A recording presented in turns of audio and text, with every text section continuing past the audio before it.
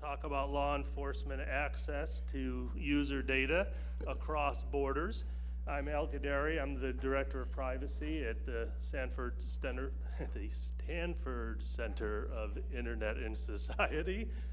To my left is Jennifer Granick, who is the Director of Civil Liberties, Nate Jones, who's counsel at Microsoft, and Andrew Wood, who's a professor of law at University of Kentucky. Thanks for coming out here, both of you guys. Paternity leave My here, pleasure. coming off paternity leave to do yeoman's work, so thank you for doing that. And a round of applause for... Any stupid statements I make, I will attribute to the lack of sleep over the last couple of months. So. And none of those were reflected in any of the briefing, right? Exactly. Exactly. This is a really interesting topic, and you might ask, why are we here at this conference, which deals with takedowns and the ability of nations to regulate content across their borders? And that's a good question, because government access to user information across borders is something that's very different than the more current iteration of regulating content. This notion of gathering evidence across borders has been around for a century or more. We've had international procedures in place that actually has governed the ability of law enforcement to collect information and to use it in their investigations and their prosecutions. And so we don't really start from the same place that the world of takedown or the right to be forgotten starts from. We start from a place where there are really well-established international procedures.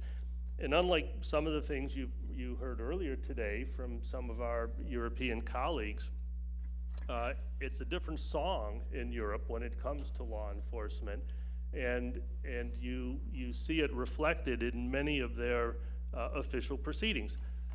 They firmly recognize the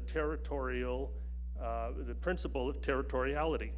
They have firmly recognized for a very long time that in order to get evidence that's stored in the United States, they have to follow established procedures, mutual legal assistance treaties, to acquire that information.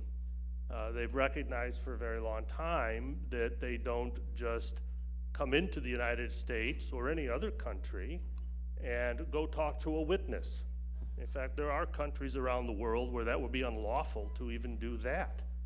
So the principles we start with when we have this discussion are very different than the extraterritorial exertion of power to compel a provider to take content down and or remove accessibility to it around the world. But things have been changing lately, and over the last few years, with the growth of cloud computing, with the dominance of internet platforms, with information being less accessible through normal procedures to law enforcement in other countries, we see a lot more impatience with those established international procedures. And it's not just Europe in this context. It's really probably started more viscerally in Brazil than in Europe. But for a number of years now, providers have been dealing with the law enforcement community in other countries demanding instant access to information, both stored data and prospectively access to information in real time prospectively. And the reason is because the international mechanisms are at best slow, cumbersome, inefficient, bureaucratic, and by the time you actually get the evidence you need for your investigation, the statute of limitations is run and it's no longer relevant. And so naturally there's a huge amount of frustration on the part of the law enforcement community in other countries which seeks to gather that information in a timely way. And there really isn't a simple silver bullet fix to that bureaucracy. As we've heard, all companies are not the same size and same ability to handle the mechanisms to prevent certain content from going up or taking it down. It's really true with countries as well. They all don't have the same resources in law enforcement. They all don't have the same bureaucratic processes, the ability to process information quickly and respond to legal process. And so the law enforcement community in these countries around the world have become very impatient, and they've started to exert their power extraterritorially in other ways. They've arrested employees of companies, subsidiaries operating in those countries in order to exert leverage to get cooperation. They've blocked service to certain services, even though the information they're seeking isn't even part of that service.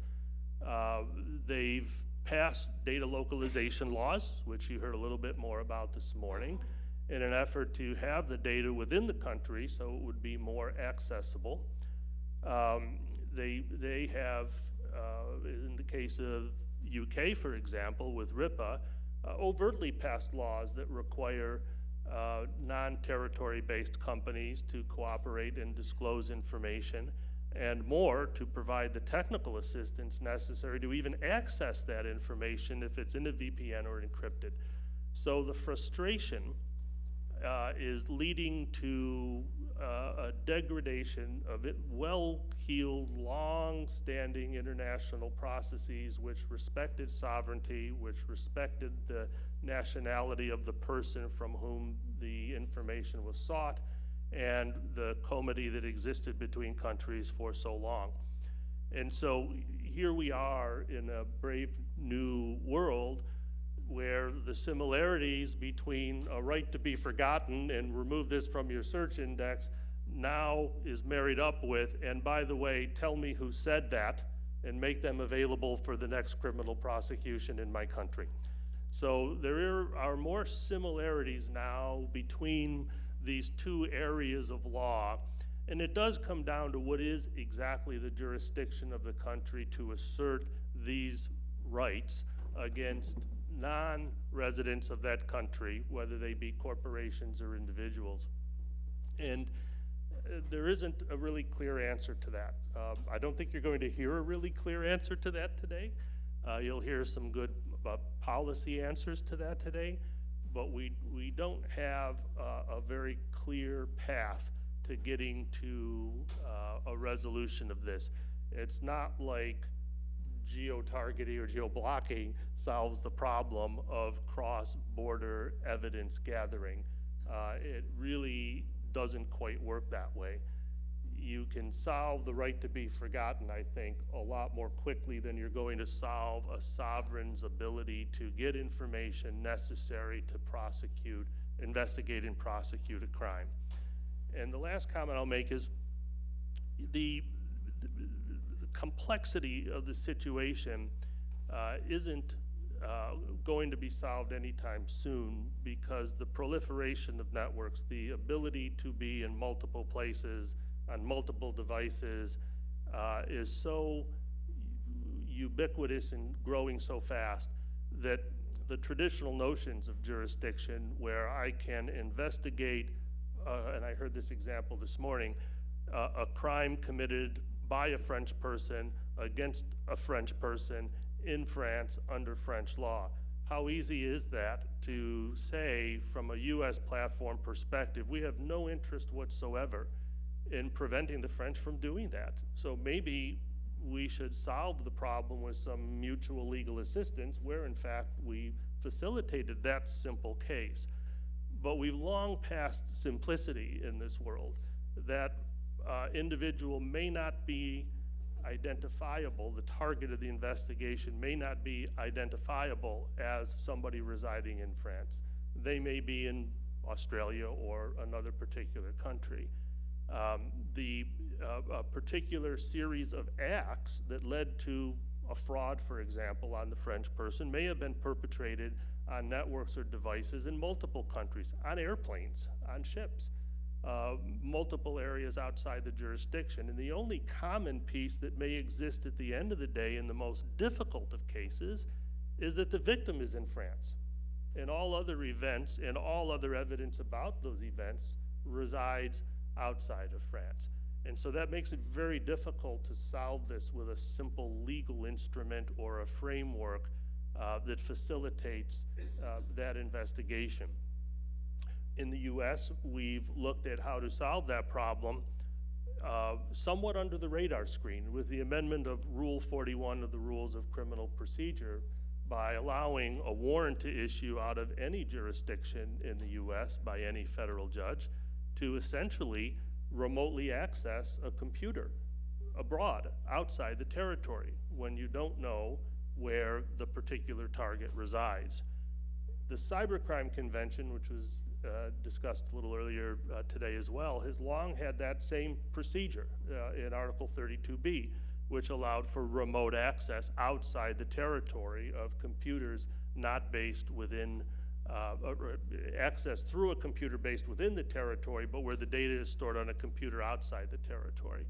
So now we're starting to look a little bit more like cyber warfare, to actually see sovereigns using their computer resources to reach into networks and computers in other countries to extract evidence that they need to prosecute or investigate a crime. Even the working group in the Cybercrime Convention that works on the cross-border issue recognized the severity of this and said an international regime is absolutely critical to be developed as soon as possible to avoid what will be a clash of sovereigns and a clash that will not be resolved very nicely. And of course, it's always the worst cases, the child pornography cases or the like, that make bad law.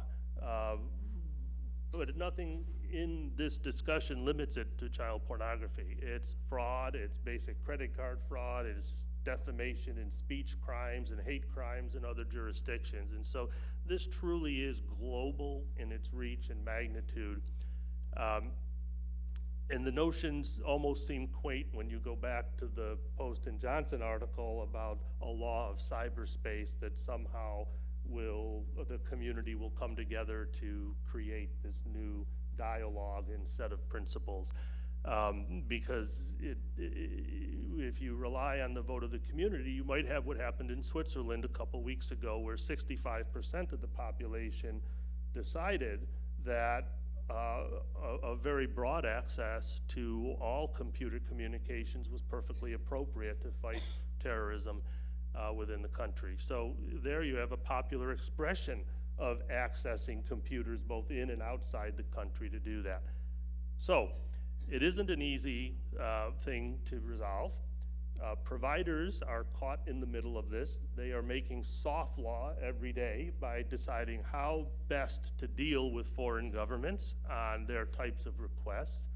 Does it fall within an emergency exception? What is an emergency? Can I make this disclosure? Do I have to go through the Department of Justice?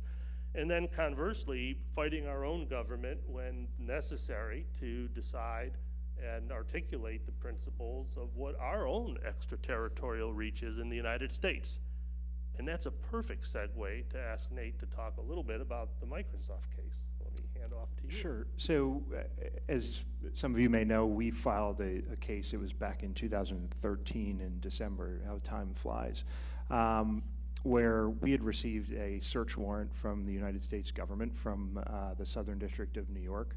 And they were seeking to compel information that was held in Microsoft's possession, but was exclusively located in Ireland, in our data centers there. And we had actually been struggling with this issue for quite some time before we brought the case, trying to figure out, as our infrastructures, our architecture evolves from one that was primarily, if not exclusively, located inside of the United States to one that has more of a global footprint, how do U.S. laws apply to that information that we're storing overseas?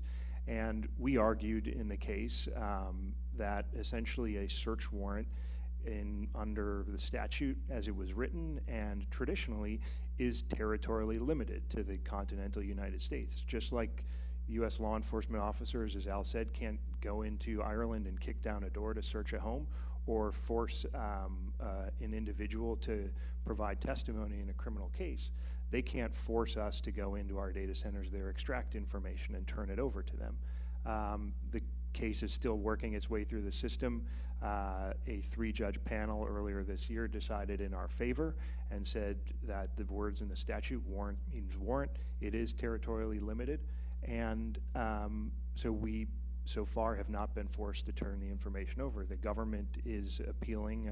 They've petitioned for rehearing en banc. We're still waiting for the court to rule on that petition. But I think, as Al alluded to, the problem is actually global in nature. I think the case has done one thing that's been helpful, is focus attention on an important issue.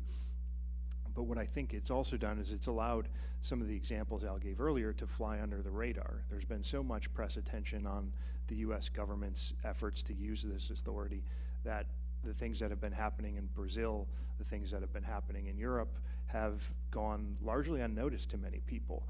And they're putting us in the position of having to decide every day, whose laws are you going to break?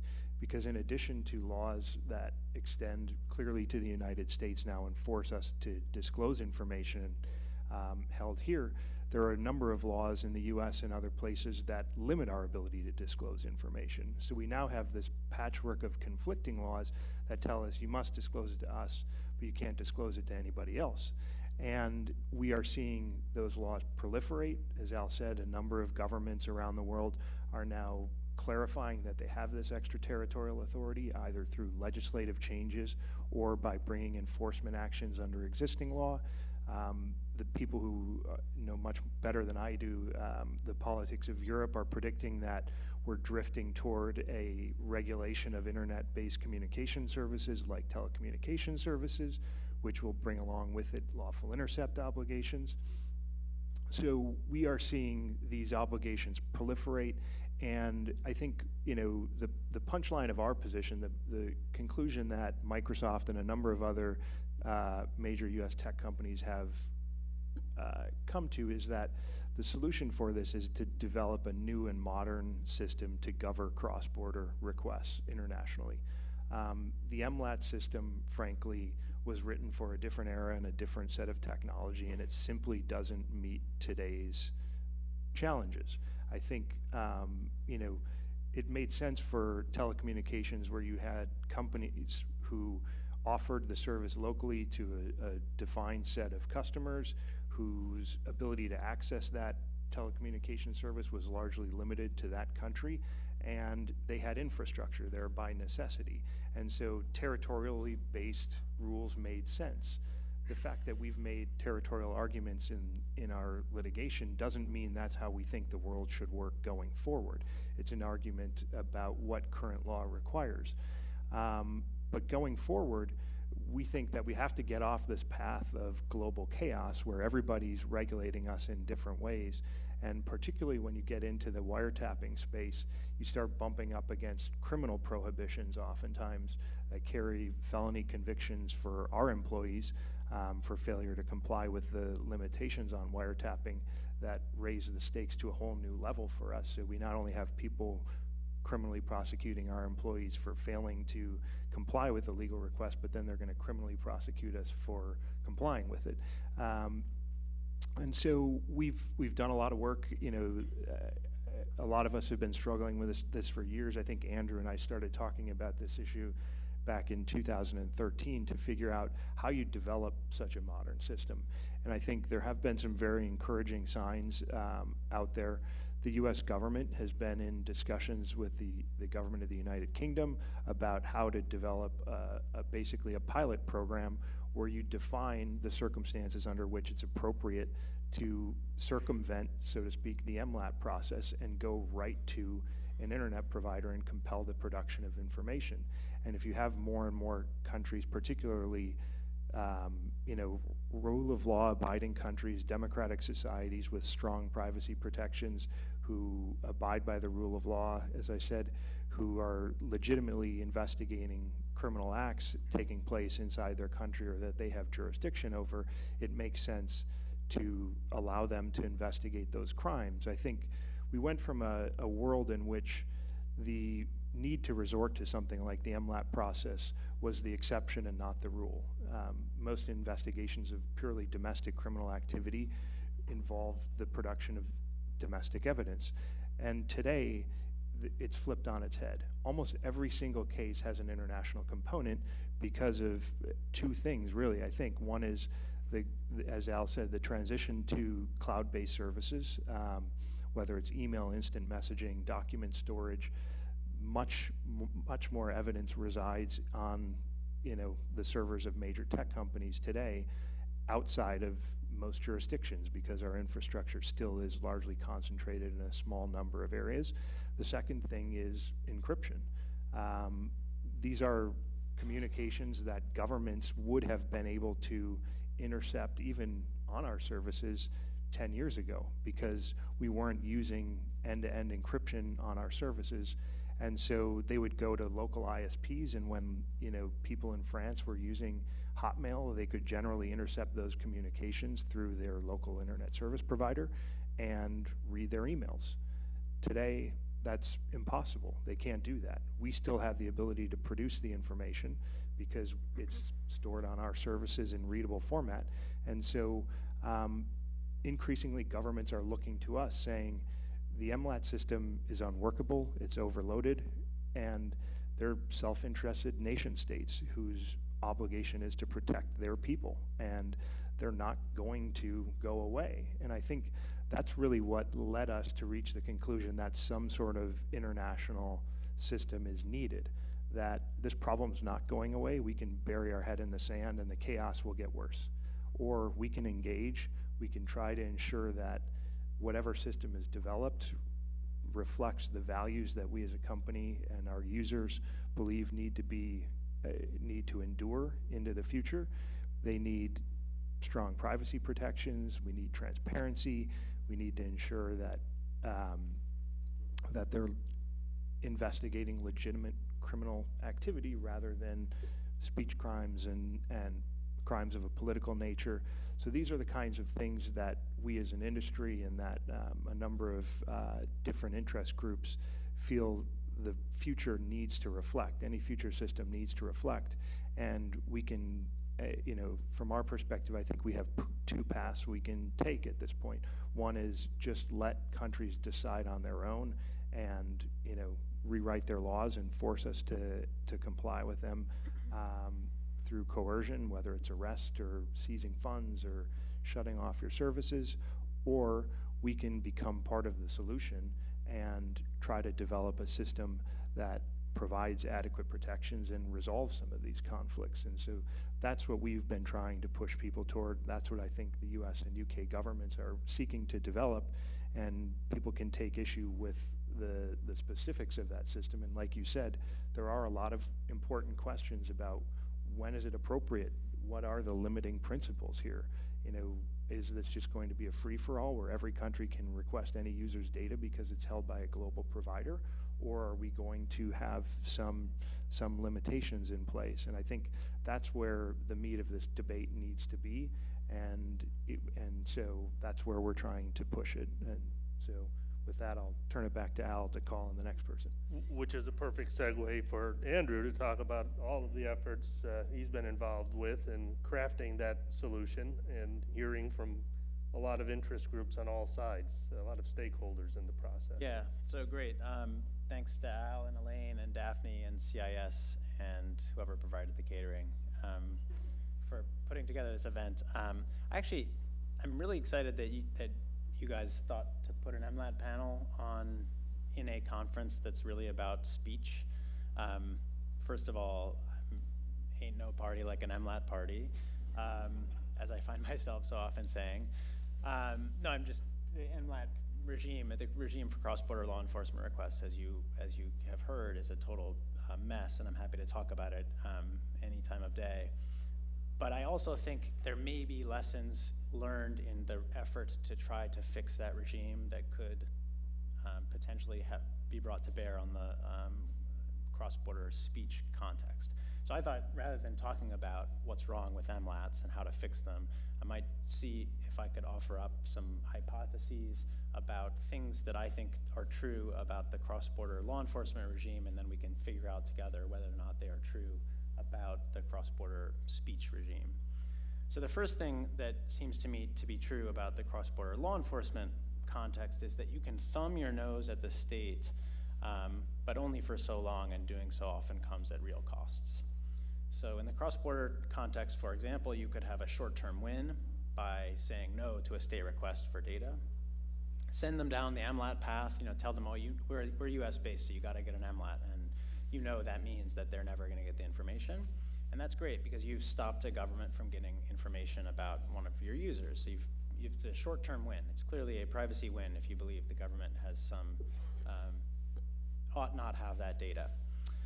But you've also added another log on the fire that is roaring for data localization, right? So there are trade-offs to saying no to the government and ignoring the state's often very compelling interests in pursuing its own laws and policies. So the lesson for free speech folks might be careful about taking the stance that Andrew struck this morning, which is basically, I disagree with European right to be forgotten policies, and I'm gonna fight it at every turn. That's what I took him to be saying. I can see if you agree with him on the substance that might be short-term, you might produce some wins. I wonder if long-term you don't produce a very dangerous political situation where the state is going to do everything it can to hurt you, and in the process possibly hurt your users and produce bad policies for the internet. So we heard our friend from the CUNIL say earlier that their CUNIL jurisprudence at the moment is an intellectual posture to see how far we can push. That's striking, and that suggests to me that a very similar mindset, which is very similar mindset to the one you'd hear articulated by prosecutors in Brazil or judges in India, who are saying effectively, it's not just that we need the data in this one case, it's not just that we need to have the surveillance capabilities of having the data sets here, it's that we're sick of these companies telling us no. Every American company that operates globally follows the rules for the most part. I shouldn't say every. Donald Trump runs some companies that operate globally. Most American companies that operate globally eventually comply with the laws of the states in which they make money. And American internet companies have gotten away with not doing that in many respects. And local states are starting to realize, wait a minute, we can do something about this. And in many cases, they are going to. In the law enforcement context, that generally is going to produce very bad outcomes. I suspect the same is true in speech. Okay, lesson number 2 from the law enforcement debates. Think very carefully about whether law or technology is the solution to your problems. So in the law enforcement context, law enforcement seeking access to data, consider 2 really, really high-profile cases in the last year. The first is FBI versus Apple, the one everyone, including my mother, has heard about, right? Government tries to get access to data, and the reason they can't get it is because an American technology company will not help them get around a technological barrier. What is the second most important case in high-profile, big-stakes law enforcement case of the last year? It's very clearly Microsoft Ireland, right? That's the one that received, I think, the second highest number of headlines. And in that case, you have an American company saying, they will not help the American government get access to something, and not because the government needs to get around a technological barrier, but because the government needs to get around a jurisdictional barrier, okay? These are very different cases. They're very rarely compared. They're radically different. One is encryption, and there's a whole debate about encryption, and the other one is MLAT, and there's a whole debate about MLAT. It seems to me the government doesn't see them as so different. They actually see them as 2 different barriers. One's jurisdictional, one's technological, to evidence about crimes, and they're just trying to do their jobs and prosecute crimes, and that's a good thing, and why are you getting in the way, right? And there's a pesky American company getting in the way.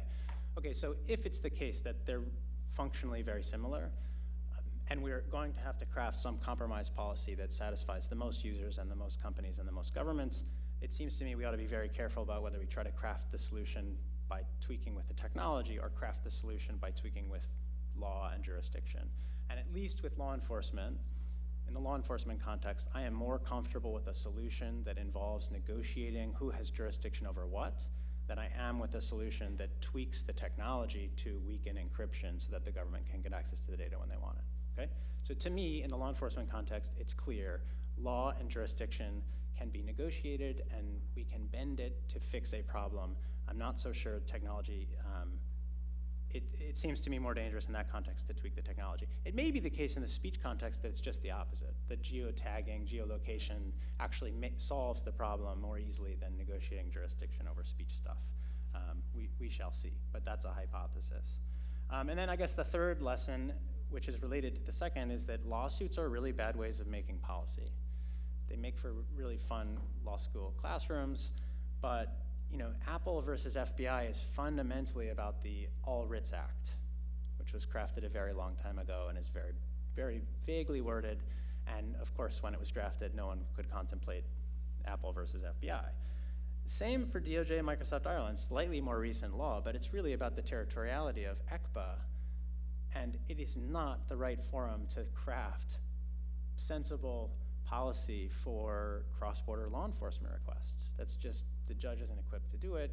The parties aren't really briefing that question. They're briefing a question of statutory interpretation. So the lesson for speech cases, I suppose, is courts are not the right avenue. Let's try to solve this before we get to court. And if we get to court, because it happens sooner, it may be a lesson and an opportunity for us to craft long-standing policy that involves lots of different actors, lots of different interest groups, to try to achieve something that I think Bertrand used this phrase this morning of interoperability. That strikes me as a really good goal.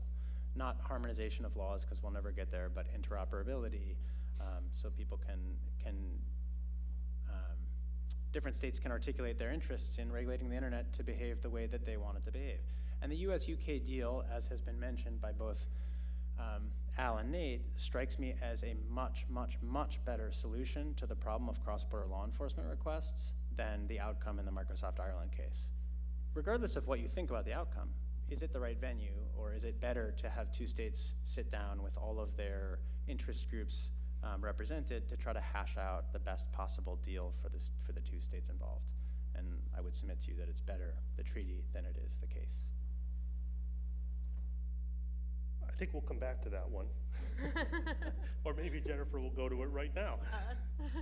Go ahead. Thank you. So, when we talk about data access, we ask the basic questions of who has jurisdiction over the data. And of course, there's some pragmatics to it. I mean, what we used to say is if you have any assets on the ground and you don't want them arrested or seized, and you can get the data and a government demands it, then you're going to get it. Except that the law enforcement realm is really different from the speech realm in that we had here in the United States a law that prohibits disclosure of content.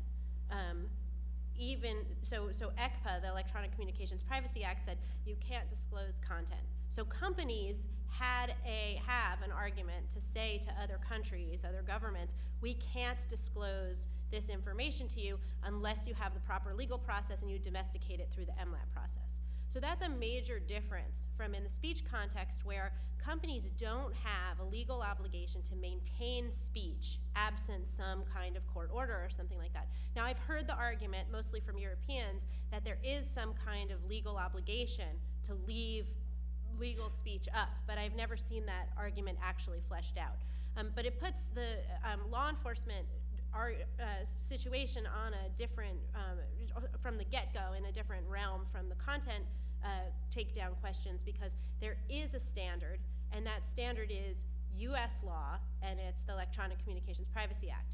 So for a long time, we had US law as the dominant decider of whether information was going to get disclosed or not because of ECPA and its prohibitions. And I think in some ways that's been similar to what we've seen in the content takedown realm, where the US First Amendment was the decider. And I think what's ended up happening is, as the internet has developed and as political awareness has developed, that there's become a distaste for that American dominance. And that distaste for American dominance feeds a lot of the policy questions about what are we going to do about takedowns, and also what are we going to do about data disclosure. The other thing that I think in the law enforcement or in the information context that's fed distaste or unhappiness with the US dominance is the Snowden disclosures. And what we learned from Snowden is that if you are not a US person under US law, you don't get very much respect, if any, by our privacy laws. And so the US dominance over information began to be seen as actually a detriment as opposed to any kind of asset. And so users and governments began to resist. Users began to complain, and I think governments, to a large extent, began to opportunistically use the Snowden disclosures as a cause to try to get more jurisdiction, more control, more access over data that was stored by US companies, because why should the United States be having all the fun with this information? Other countries want access to the information as well. So this is, I think, some of the forces that have led us to this question of how are we going to, why are we moving away from MLAT? Why are countries dissatisfied with it, and what are we going to do? Because MLAT had benefits to it, and one of the most important benefits of MLAT is dual criminality, right? And so, when you talk about what's the crime, this isn't a easy question. Aside from all the things that are speech crimes in other nations, there are other activities that are crimes that are not crimes here in the United States, and I think many of the people in this room would not be happy with. So, homosexuality is a crime in some countries. Certain religious practices are crimes. So you have that question, and I think that I think companies care about that, maybe in a way that's a little bit different from how they care about content. Ultimately, for companies, I think there's a lot of the companies have a belief we want to leave content up if it's legal because that's what's good for our users. But what companies really don't want is to give over information that gets a human rights worker tortured. That's what companies really don't want. So there's a big incentive there to be very careful about about turning over information, which I also think is played into the voluntary compliance and what companies have been willing to work with, particularly without any kind of liability protection for turning over the information. Similarly, the question of where's the data. I think that that maybe for some companies and for some architectures is pretty clear, but for other companies and their architectures, it's not clear where the data is. Who's the perpetrator? So when you talk about, we have a French citizen who does a crime, we don't necessarily know anymore where the perpetrators are. For content takedowns, we know where the content is. But for an investigation of a group like ISIS, we don't necessarily know who the members are, where they're located, what countries they're in, which provider has their data, if any. So there's a realm of uncertainty that I think is different about the information context than from the content context.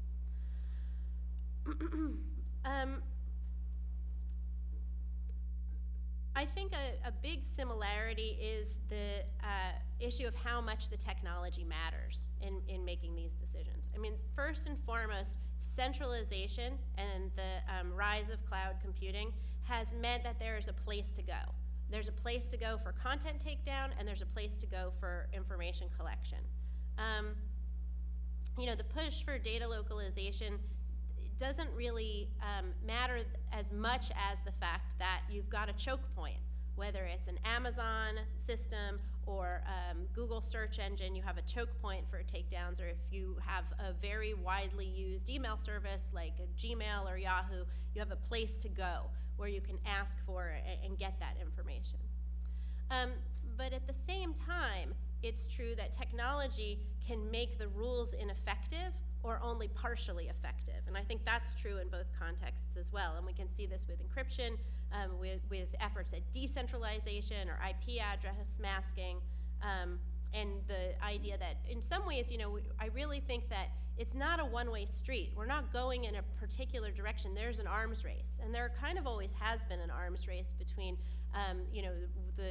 there's innovation that makes the internet more governable, and then new technologies or new techniques are introduced that makes the internet less governable. I think the debate about jurisdiction has actually been both of these. I think that since the jurisdiction is really being used as a hack by both sides. On one hand, it's a hack in the Microsoft case to get outside of the US being able to get access to Microsoft's customers' data without enough due process because they're not US persons. And so by storing data outside in Ireland, Microsoft has an argument to say you can't access this information. Microsoft also had for some of its products that program where German authorities or people in Germany, I'm looking at you so you'll stop me when I'm wrong, but so people in Germany needed to agree for information to be disclosed. So for some services, they're located in Germany and you need the agreement of Germans in order to turn it over. So it can't be purely compelled by the US government acting on US officers of the company here.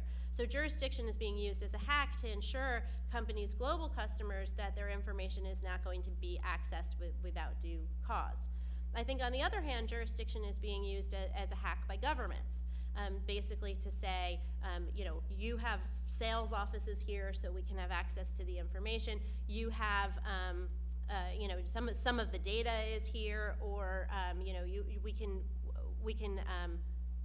we have a court order here, and the court order allows our law enforcement officers on our soil to remotely access systems or computers that are on other soil. And that's a way to say, okay, well, here's this jurisdictional hack to give government access to information. So I don't see the jurisdictional debate really going sort of one way or the other. It's a arms race, as I think these things often are on internet freedom issues. I think that there's the difficulty in getting information has put a lot of pressure, obviously, on encryption and on the encryption debate. But I think that there's also been a lot of pressure on and for government hacking. And I want to talk just for a minute or two about the Rule 41 issue here and the idea of government remote searches, because I think this is something where we haven't really, where you are, which is very similar to the content arena. So there's information that's stored somewhere and you don't know where it is. So the uncertainty is a real problem, a real obstacle for law enforcement. How do you get access to this information? So there's a provision in our criminal rules that is amended and will go into effect in December that basically says if law enforcement, if somebody takes action to mask the location of their computer, then you can a magistrate judge can issue a warrant and allow remote searching of that computer. Now that computer could be could be in a different district, so it's extrajudicial warrants, but it could also be in a different country. So if information is stored somewhere you don't know where it is, this rule basically says that law enforcement can get court authorization to go and get that information if it's in another country. And correspondingly, in the debate over the Cybercrime Convention, we see those countries talking about when they can use remote access to hack each other, other members of the convention, of which the United States is one, and use that provision to get remote access. So it's sort of a self-help in that the nation is helping itself, but there's not really been a real discussion between states about what it means to have another government hacking your citizens' computers on your soil, and what the rights of those people are and how those should be respected. And I think that there is a real fundamental difference, not just the absence of dual criminality, but in the law enforcement context. In the intelligence context, some countries don't even have any rules at all. The United States rules are bad, but at least we have rules. In the law enforcement context, there are, similar to how there's big differences in the speech rules, there are very fundamental differences about the ways that similar countries like the United States and the UK treat searches. So we require judicial oversight, we require probable cause, we require certain, that it be a certain crime. If it's a wiretap or like some kind of real-time interception, there's a subset of crimes that are considered serious enough in order to justify that sort of invasion. And so then we have, other countries don't have one or more of those different provisions. So how can we come together and have that sort of agreement? I mean, ultimately, there's, and law enforcement doesn't necessarily want to always go to the endpoints. And hacking is a way to say, okay, well, if the provider can't help us, we'll go to the endpoints, but you can't always go to the provider. There's still the issue of how to protect those endpoints. So a couple other similarities. One is just opacity of process. And we've talked about this in the content realm, and it's true here. We don't really, as citizens, have a great idea of how exactly these decisions are being made, particularly when they're being made through agreement as opposed to through judicial process, which theoretically is open at some point or another to public scrutiny. And I think that we're basically facing the same issue, which is that we're struggling with the fact that the internet has conflated spatial relationships, so that it's really kind of a mythology to say that packets belong to this country or packets belong exclusively to this person.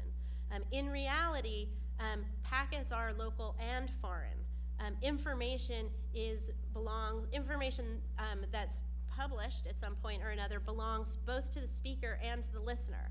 And I think that this effort to sort of reimpose or try to hold on to the geographically based jurisdiction to answer these questions ultimately runs afoul of the physical truth of the internet, which is that it's everywhere all the time.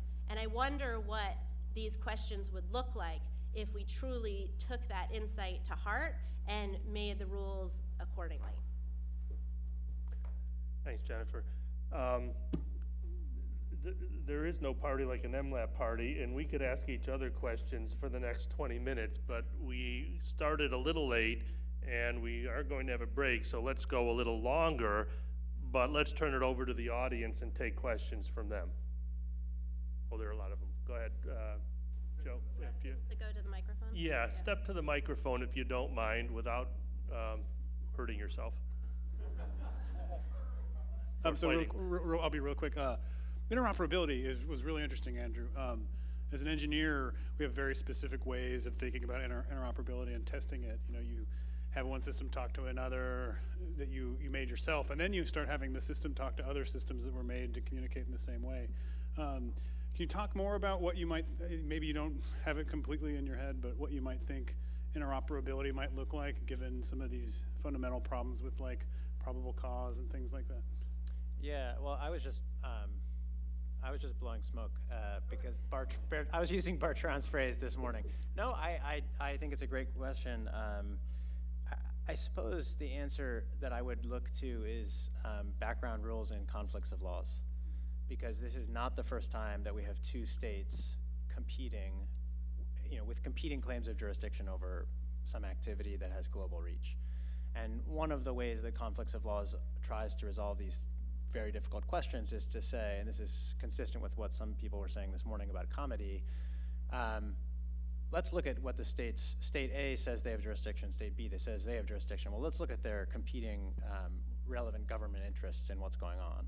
And if the government interest, if state A has a legitimate interest in regulating the activity, then at least as to prescribing the laws vis-a-vis that activity, they ought to be able to go ahead and do it. Now, whether they ought to be able to enforce those laws and how far they can go extraterritorially to enforce them is maybe a separate question. But nobody disputes, for example, that India ought to be able to decide what is legal within the territory of India, right? So like, India can say it's not lawful to murder another Indian. And nobody has any question about India passing a law, enforcing a law that's, about a murder between Indians on Indian soil. Suddenly, in a world in which almost all this evidence is digital, or very soon all of it will be digital and controlled by an American company that claims that data is in the EU or the US, wherever, why shouldn't India be able to have access to critical evidence concerning a crime that is 100% Indian? Conflicts rules would very clearly say India has a legitimate interest in that dispute. India ought to be able to directly regulate it. I mean, that's the easy case. The hard case is India's prosecuting somebody for homosexuality. And there's maybe human rights standards that say that's not okay, and it's not okay to do that in the US or the UK. I mean, when salt, you can bite off little pieces, that makes sense, but the big picture or let's say India's investigating a murder, but they don't require probable cause and they don't have a judge decide. It's basically a local police officer who signs the warrant that says that there's a murder. Is that enough for us to really believe that it's really a murder and not some kind of vindictive effort? So I think, you can tell a story where it makes sense, but that's not the rule. That's, I think that whether it is the rule or the exception, there's enough exceptions to call that system into question, I think. And do you want Microsoft or Google or Twitter or Facebook making the decision over whether or not it was a murder or not? Or do you want a governmental institution, government to government, making that decision and then telling the provider what the right answer is, like the MLAT regime would do? But I think that can be addressed in whatever the framework is that you develop, right, for determining these conflicts of law and resolution. Because, I mean, it is done to some degree in the US-UK negotiation that's been going on. And, one thing I would just harken back to is, we can have this discussion about whether or not some crimes are legitimate, but at the end of the day, if, again, we leave this to individual countries to decide on their own and then bring us to our knees and force us to do it, we're doing it anyway. So, at least we can force this into a place where we can have the discussion about when it's appropriate and when it's not, and decide what those rules are. And I think, to me, that is sort of, it's not harmonization because it's not bringing everybody's laws into complete alignment, but it is more of what Andrew was talking about deciding whose interests should govern in a particular case or dispute. First of all, thanks for the panel. I thought this was really very interesting. These are terrific issues. And I have what may be a very simple-minded question, as often is the case, I find. But it follows a little bit off of what Jennifer was saying at the end of her talk. There is some agreement, I think, among you that sort of a rethinking of these rules is in order, that the existing system, MLATs or what have you, sort of is too cumbersome, it's not really serving purposes, et cetera. When you're rethinking it, doesn't the question, it's this focus on where's the data, where's the information, as if that matters. I can see why where is Microsoft matters. If the UK government wants information that you hold somewhere, that you have the ability to produce, Microsoft's location may matter because that determines which sovereign, the United States in this case, can order you to turn that over. But where the information is so sort of ineffable, yeah. And in the 5 years from now, it'll be even more so. It just, and I'm assuming that drops out of the discussion as you are rethinking these rules, yeah. But maybe I'm wrong. No, I think that's right. I mean, I think, again, the position we took in the case was based on current law, and those laws were written for technology that was, primarily in use, 30 plus years ago, or sometimes longer. And so I think we agree. I think the challenge you have is that it's not just about where the company is, because all of these countries are redefining what it means to have jurisdiction over those companies. So once you have jurisdiction over the company, then you get access to everything they have, unless there's another limiting principle that is brought to bear. And I think that's where the discussion needs to be, because there's no question that more and more countries are going to declare that they have jurisdiction over us, and we're not going to win these fights. I mean, I think, Jennifer described it as an arms race, and I think that's a fair characterization on some level, but I would say it's not one we're going to win, because you go to most of the other governments around the world and you argue that it's going to have an impact on the American economy and American tech companies, and that's not an interest that outweighs the safety and security of their citizens generally. So they are, this type of regulation is coming. It's coming on speech. It's coming in other areas. I think that's where, as Andrew said, there is a parallel. We're going to be forced to do these things, whether we like it or not. So we need to start having some influence over what it is we're going to be doing and when. Yeah, where data is located is one element of jurisdiction. Yeah. Where the company is located is another. Where activity is directed is a third. Where injury occurred is a fourth. So there are multiple bases for jurisdiction, And a country with an interest will find a basis that allows them to obtain what they need ultimately. Right. And that's really the world we're gonna face, I think, sooner than later. Yeah, Go ahead. can I say just one other thing about this? I mean, I agree completely that even Microsoft, which argued before the Second Circuit that the location of the data matters, they don't think the location of the data matters or should be the appropriate test going forward in a well-crafted regime, right? That they're dealing with the remnants of this poorly drafted and very outdated law. However, that being said, go ask the general counsel of any tech company in the world and they will tell you, oh, it matters where the data is, right? Because the servers can be seized.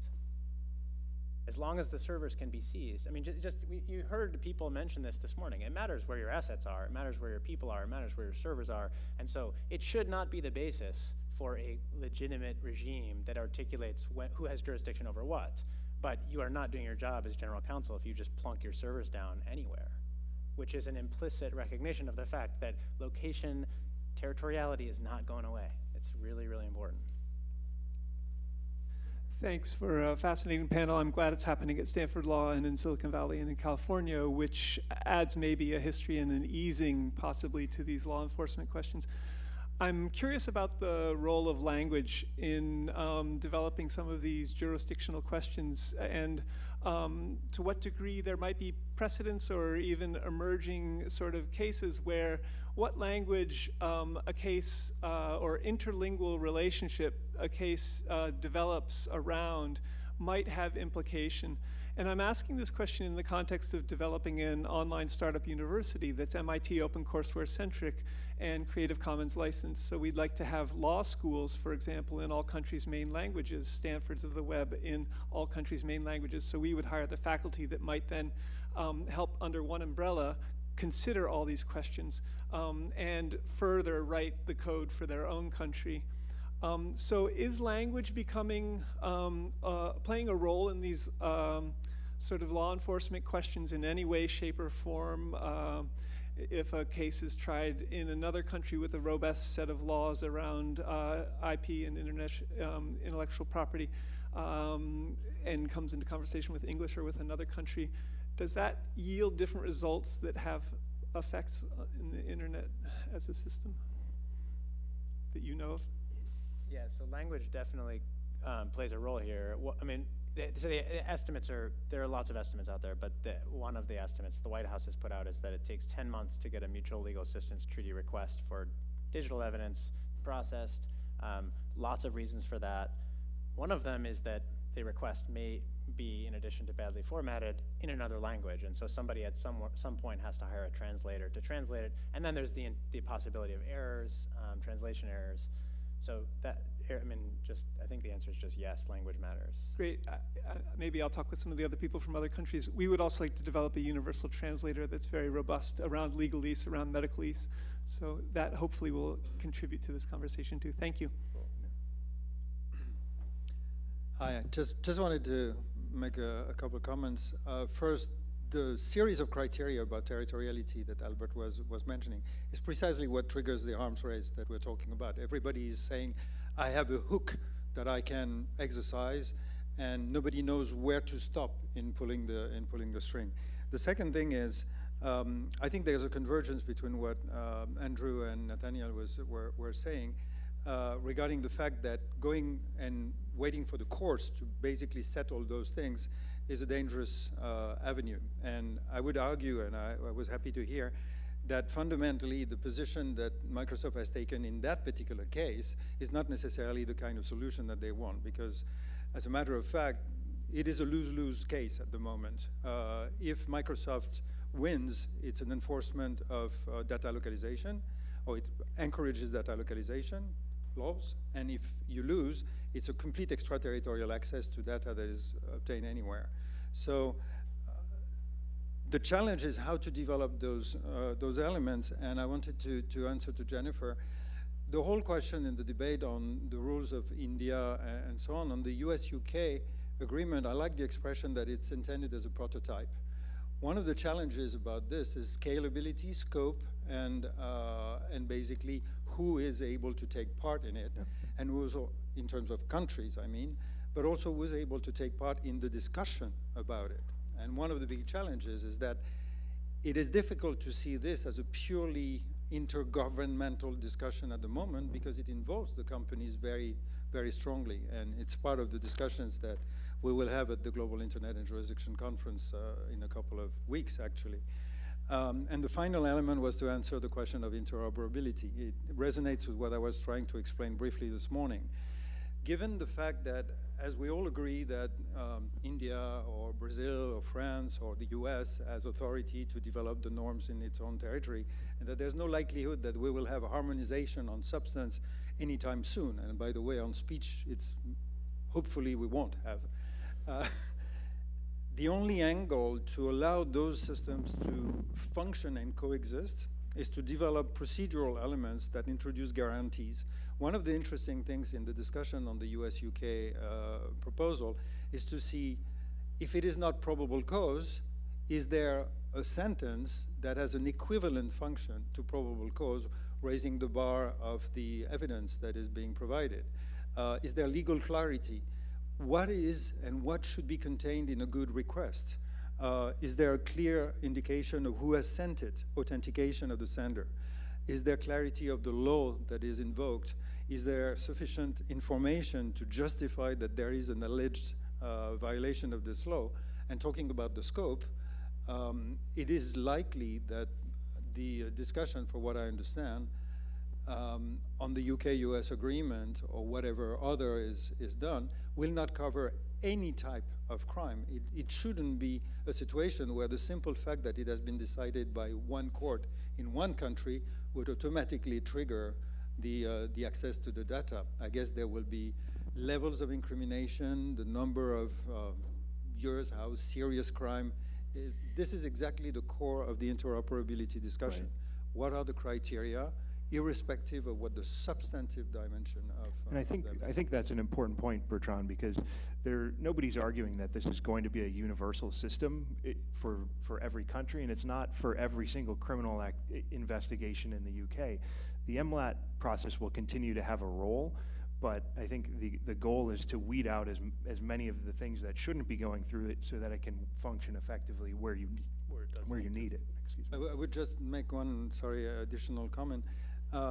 The challenge of universality is one of the big issues, because the moment you try to get absolutely every single country in the room to negotiate whatever, there's no way it can come out. And so the reason why this might have a potential is the notion of policy standard. It's the equivalent of the internet as an objective of being universal, but it was not started universally. Right. It was started with standards and protocols that had a vocation to scale. And I think the regimes that we're talking about should be conceived in the same way as policy standards that has a vocation to scale, but that can be started with a critical mass of actors. I think that's optimistic because, if you look at the history of government collection of information, it is the thin edge of the wedge and then the sort of trickle, sort of the degrading of the standards. You start with US and UK, and there's a negotiation. Maybe US and UK citizens get to have a say in that. The people who don't have a say in that are the people who are not in the US or the UK. Nevertheless, each jurisdiction will be getting their information as well. Maybe they don't enjoy any privacy protections under UK law, just like they don't enjoy any privacy protections under US law. And then we expand it to France and Germany, and then we expand it to other countries, and it's this basically, this isn't the solution, right? We're not stopping at a solution saying this is a model that works and then we're gonna, use this model sparingly. This is like the start of something where there's already an inability of citizens to sort of meaningfully impact the decision making, and then it is in danger of basically getting worse, not better from there. So The conference policemen have just come in and told us we've exceeded our borders. Oh. So thank you to everybody, and thank you to the rest of the panel.